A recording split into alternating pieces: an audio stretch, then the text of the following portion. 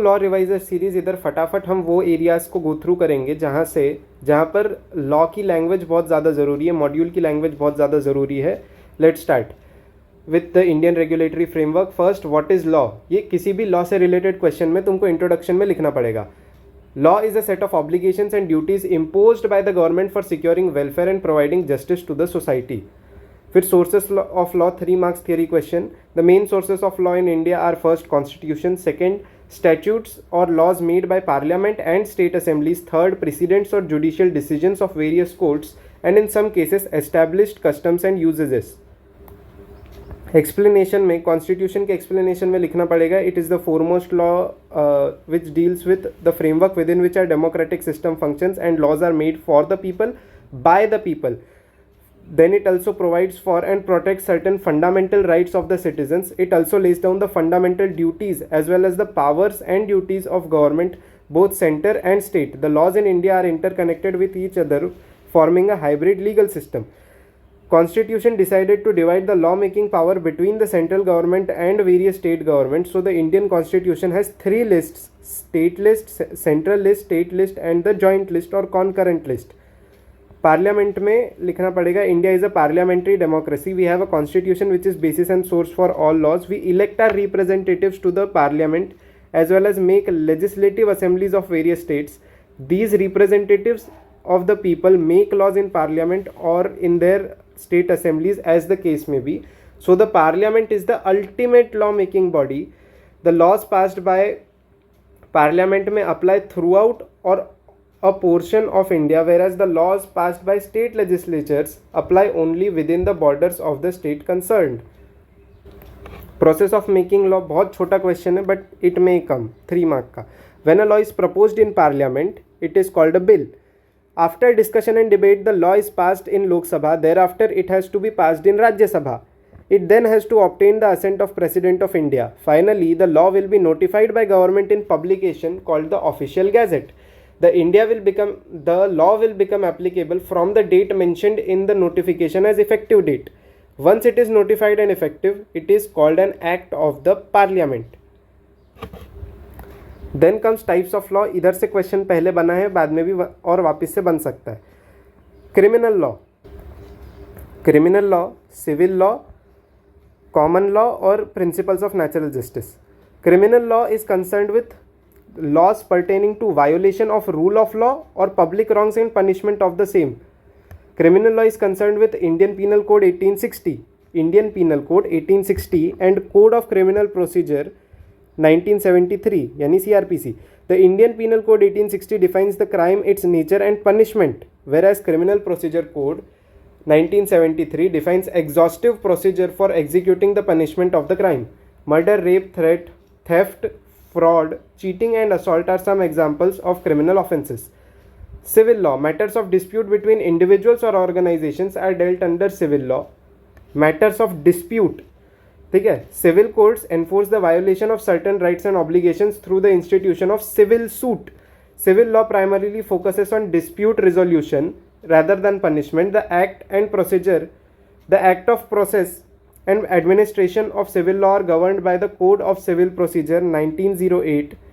Civil law can be classified into law of contract, family law, property law and law of tort. Some examples of civil offences: breach of contract, non-delivery of goods, non-payment of dues to lender or seller, defamation, breach of contract, disputes between landlord and tenant. Common law, a judicial precedent or a case law is common law. A judgment delivered by Supreme Court will be binding upon the courts within the territory of India under Article 141. Supreme court ने जो judgement दिया वो सारे के सारे courts को वैसा ही same judgment देना पड़ेगा if the case is similar. Doctrine of stare decisis. Doctrine of stare decisis is the principle supporting common law. It is a Latin phrase which means to stand by that which is decided. The doctrine of stare decisis reinforces the obligation of courts to follow the same principle or judgment established by previous decisions while ruling a case where the facts are similar on all 4 legs with the earlier decision. यानी कि facts पूरे के पूरे same है. For example Balfour versus Balfour का case अगर तुमको वापस मिला कि कोई और कपल है जिन्होंने सोशल अग्रीमेंट किया, तो उस केस में तुमको सेम है ऑन फॉर ऑल 4 लेग्स, तो सेम डिसीजन आएगा. Principles of natural justice. Natural justice, also referred to as just natural, deals with certain fundamental principles of justice going beyond the written law. Nemo judex in causa sua, literally meaning no one should be made a judge in his own cause. No one should be made a judge in his own cause is a rule against prejudice. Audi alteram partem, literally meaning hear the other party or give the other party a fair hearing, and reasoned decision are rule of natural justice. A judgment can override or alter a common law, but it cannot override or change the statute. मतलब कि अगर Balfour कोई एक judgement आ रहा है तो वो act को चेंज नहीं कर सकता है, वो एक्ट को ओवरराइड नहीं कर सकता है या ओवर पावर नहीं कर सकता है. सिर्फ जो पहला कोई केस हुआ था, पहले किसी कोई डिसीजन आया था, सिर्फ उसको ओवरराइड कर सकता है. फिर एनफोर्सिंग द लॉ. लॉ बना लिया है, उसका फिर वो फॉलो हो रहा है कि नहीं हो रहा है, ये कौन चेक करेगा? ये जॉब है एग्जीक्यूटिव की. Depending on whether the law is central law और स्टेट लॉ, द सेंट्रल और state government will be the enforcing authority. For this purpose government function are distributed into various ministries. कैसा होता है? Ministry, उसके नीचे होता है डिपार्टमेंट, उसके नीचे होते हैं, उसके अंदर होते हैं ऑफिसर. डिपार्टमेंट को हेड कौन करता है? मिनिस्टर. ठीक है. Some of the popular ministries are Ministry of Finance, Ministry of Corporate Affairs, Ministry of Home Affairs, Ministry of Law and Justice, and so on. These ministries are headed by a minister and run by officers of the Indian administrative and other services. Government of India exercises its executive authority through a number of government ministries or departments of state. A ministry is composed of employed official known as civil servant and is politically accountable through a minister. यानी कि जो काम रहेगा वो सब करेंगे civil servants, लेकिन किसके डायरेक्शन पे करेंगे और कौन पॉलिटिकली अकाउंटेबल रहेगा to the people of India? The minister will be politically accountable. Most major ministries are headed by a cabinet minister who sits in the union council of ministers. Cabinet minister who sits in the union council of ministers and is typically supported by a team of junior ministers called ministers of state. Minister of state का ये मतलब नहीं है कि वो state यानी जैसे गुजरात, महाराष्ट्र, हरियाणा इनका मिनिस्टर है. मिनिस्टर ऑफ स्टेट का इधर मतलब है कि वो जूनियर मिनिस्टर है जो हेल्प कर रहा है कैबिनेट मिनिस्टर को. फिर इधर एक एग्जांपल है इनकम टैक्स जो इंप्लीमेंट कराता है ministry of finance through central board for direct taxes coming under department of revenue. और इसके ऑफिसर्स कौन रहेंगे? Indian revenue services. We will see some major ministries. तो इधर पे आया फाइनेंस मिनिस्ट्री सबसे पहले. ये क्या क्या याद रखना है? ट्रेजरी ऑफ इंडिया है, concerns itself with taxation, financial legislation, financial institution, capital market, centre and state finances and the union budget. one of the most important functions of Ministry of Finance is presentation of union budget. This is eagerly awaited by professionals and the common man as it provides for the rates of taxes and budget allocations for the ensuing यानी कि upcoming year. Ministry of Finance apex controlling authority है 4 central civil services के लिए, namely Indian Revenue Services, Indian Audit and Account Services, Indian Economic Service and the Indian Civil Account Service. कौन सी? फिर से बोलो मेरे साथ में. 4 central civil services, namely Indian Revenue Service, Indian Audit and Account Service, Indian Economic Service and Indian Civil Account Service. Also the apex controlling authority of one of the central commerce services, namely the Indian Cost and Management Account Services. Indian Cost and Management Account Services. तो total 5 services हो गई. फिर departments कौन से? ये क्या था? ये सर्विसेज थे. ये है departments under the ministry of finance. तो department of economic affairs, expenditure, revenue, financial services, investment and public asset management और पब्लिक एंटरप्राइजेस. तो इसकी ट्रिक क्या है?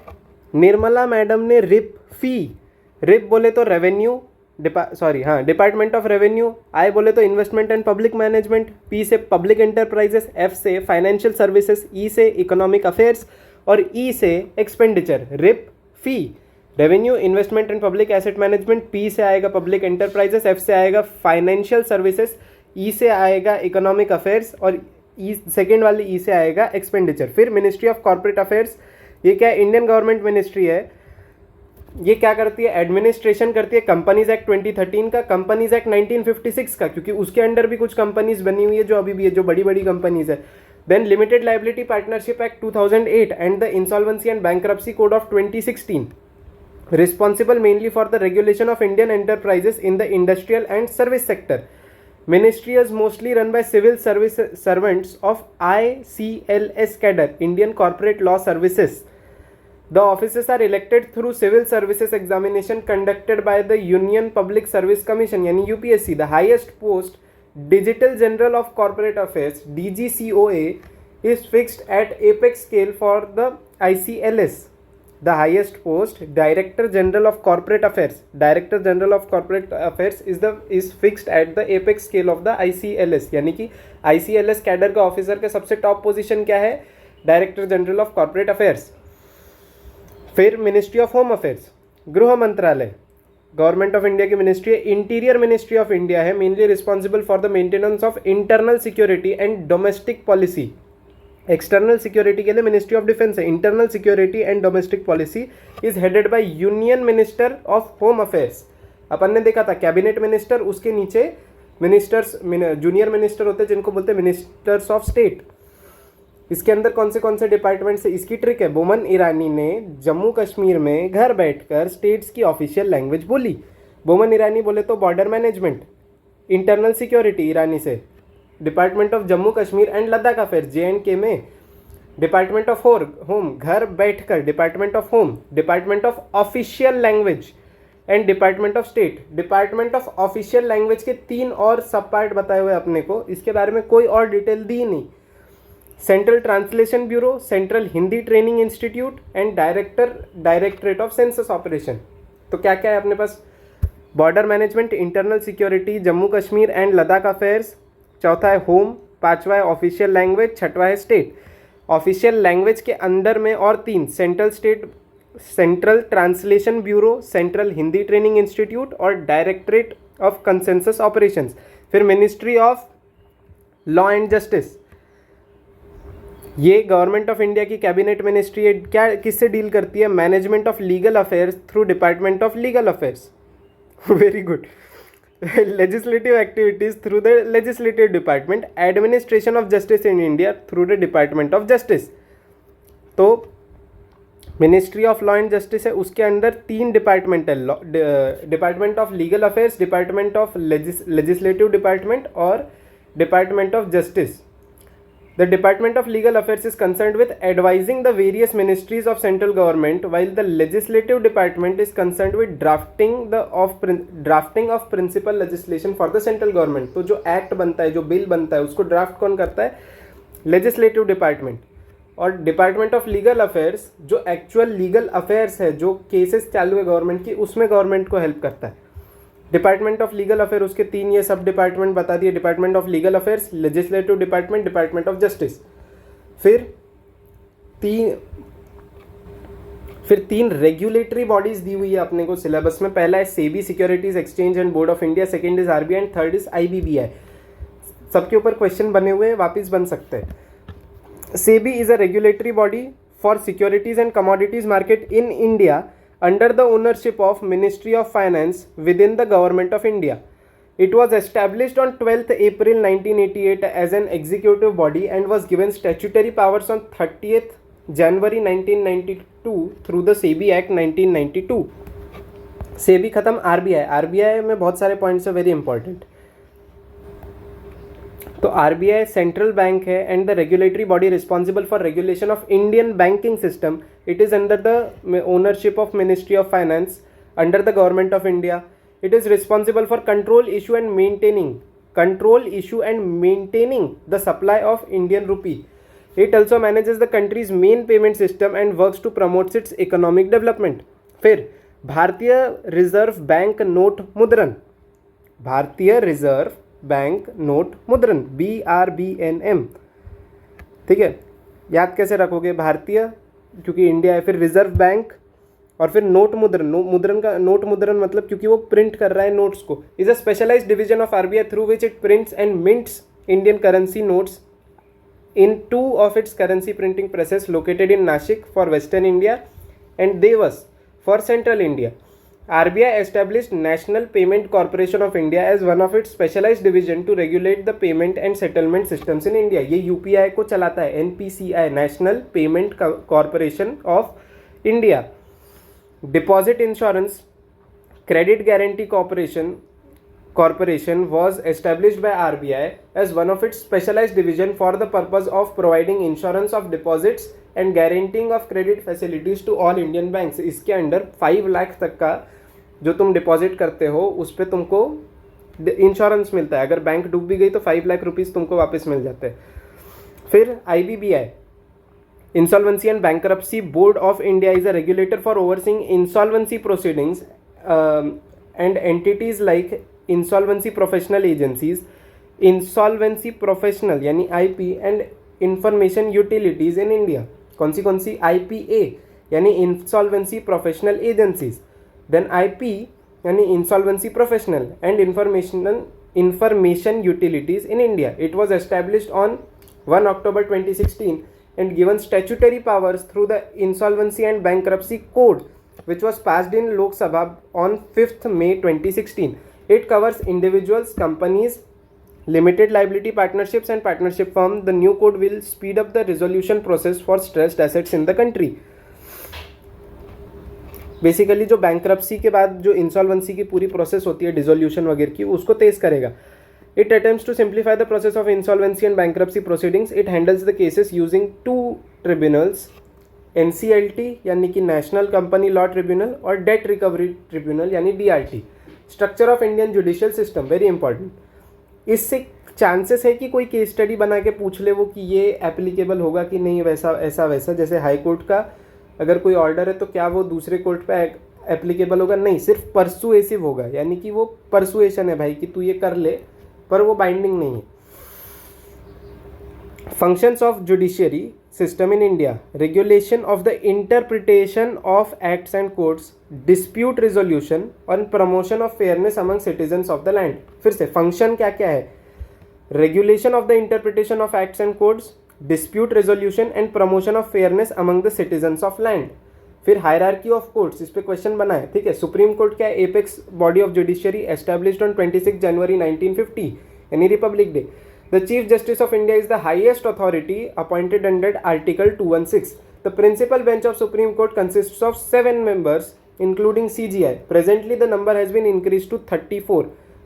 Originally 7, increased to 34, including the Chief Justice of India, जिसको कौन से article के अंडर अपॉइंट करते हैं? 126. Due to the rise in number of cases and workload, an individual can seek relief in Supreme Court by filing writ petition under Article 32. Article 32 के under supreme court में और article 226 के under violation of fundamental right की writ petition तुम file कर सकते हो high court में. ये चीज़ याद रखना कि डिस्ट्रिक्ट कोर्ट में रिट पिटिशन फाइल नहीं कर सकते हो. Then high court is the highest court of appeal in each state and union territory. Article 214 of the constitution states that Article 214 of the Constitution states that there must be at least one High Court in each state. The High Court has appellant, original and supervisory jurisdiction. कौन सी jurisdiction बोले तो power. appellant बोले तो तुमको district court का judgement पसंद नहीं है, अब तुम जा रहे हो हाई कोर्ट में. हाई कोर्ट का पसंद नहीं है, सुप्रीम कोर्ट में जाओ. ठीक है, दैट इज appellant. ओरिजिनल यानी कि सीधे तुम हाई कोर्ट में गए. और सुपरवाइजरी बोले तो सुपरवाइज करना the functions of district court और जो भी लोअर कोर्ट है. तो appellant, original and supervisory jurisdiction. However, Article 227 of the Indian Constitution limits High Court's supervisory power. Article 227 of the Indian Constitution limits High Court's supervisory power. In India, there are 25 High Courts, one for each state and union territory and one for each state and union territory. यानी कि अच्छा ये repetition है. तो in India there are 25 High Courts, one for each state and union territory, and 6 states share a single High Court. An individual can seek remedies against violation of fundamental rights in High Court by filing a writ मतलब writ petition under Article 226. Article कौन से देख लिए? एक article 226 किसके बारे में है वो कि तुम हाई कोर्ट में पिटिशन फाइल करो. Article 227 supervisory power of high court को लिमिट करता है. आर्टिकल 214 ये बोलता है कि हर स्टेट में एक हाई कोर्ट होना चाहिए. फिर 2 आर्टिकल पढ़े. आर्टिकल 126 जिसके अंडर CGI अपॉइंट होता है. आर्टिकल 32 जिसके अंदर तुम सुप्रीम कोर्ट में रिट पिटिशन फाइल कर सकते हो. और आर्टिकल 141 ये स्टे डिसाइसिस में भी पढ़ा था कि सुप्रीम कोर्ट के जो ऑर्डर्स है it will be binding on all courts of India, while the orders of high court are binding in respective state only and are only persuasive. फिर आएगा district court. Below the high courts are the district court. The court of district judge deals with civil law. तो जो district court होता है वो civil law से deal करता है, और जो सेशन कोर्ट होता है वो क्रिमिनल लॉ से डील करता है. होती सेम बिल्डिंग है, सेम सब होता है, बस नेम अलग होता है. जब क्रिमिनल मैटर होगा then it is called court of session which deals with criminal matters. Under pecuniary jurisdiction a civil judge can try suits valuing not more than 2 crore rupees. 2 crore रुपये के ऊपर वो सिविल जज कोई केस ट्राई नहीं कर सकता, कोई केस को सुलझा नहीं सकता. Jurisdiction means the power to control. Courts get territorial jurisdiction based on the areas covered by them. Cases decided based on local limits within which the parties reside or the property are under dispute is situated. Metropolitan courts are established in metropolitan cities in consultation with the high court. किसके consultation के साथ? High court के साथ. Where the population is 10 lakhs or more. Chief Metropolitan Magistrate has powers as Chief Judicial Magistrate. इनका कुछ नहीं समझाया, बस याद रखना पड़ेगा. तो चीफ मेट्रोपॉलिटन मैजिस्ट्रेट की जो पावर्स है वो चीफ जुडिशियल मैजिस्ट्रेट की तरह है, और जो मेट्रोपॉलिटन मैजिस्ट्रेट है he has the powers as the court of magistrate of the first class. Magistrate of first class की पावर होती है जो मेट्रोपॉलिटन मैजिस्ट्रेट है. CMM जो है वो हाईएस्ट, जैसे CGI is the highest in supreme court, उसी तरीके से CMM is the highest in metropolitan courts. इसी के साथ ये चैप्टर ख़त्म.